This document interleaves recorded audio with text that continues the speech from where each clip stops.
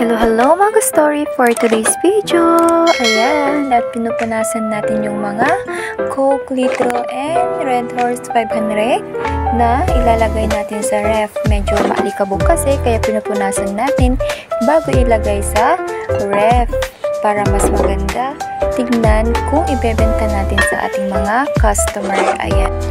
So, kahapon is nagpabili ako sa mister ko ng Pepsi Litro, kaso naubusan daw na delivery or stock yung ating pinagkukunan, kaya yan na lang yung kinuha niya, yung Coke Litro.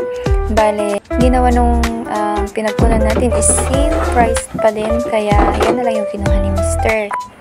Actually, yung Pepsi kasi yung brand ng ating mga customer dito sa tindahan, kaya Pepsi yung ating kinukuha dito sa na ibebenta dito sa ating tindahan, kaso naubusan nga lang.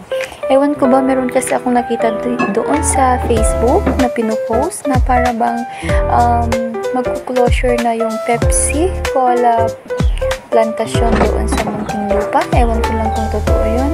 Pero nakakasad nga lang kasi maraming tumatangkilik din sa Pepsi and maraming may gusto din ng Pepsi na inumin. So ayun, nakakasad lang kasi sinasabi na baka bago mag-end of this year is magko-closure na sila. So nakakasad lang din para sa mga empleyado ng mga taga Pepsi. Ayan. So yung mga customer ko naman na pumupunta dito sa tindahan, isinasabihin ko na kumukunti na yung stock ng Pepsi. Kaya ayan, Coke na lang yung meron na pagtinda natin. So ayan, at maglalagay na tayo sa ref ng ating mga Coke na ibebenta.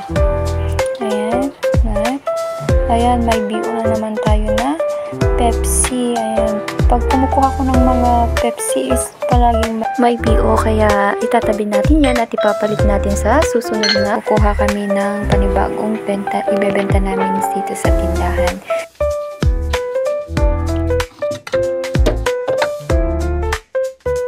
So ayan, may benta din tayong okay, and meron din tayong mga sting, tsaka nata de coco, meron din, ay wala palang laman.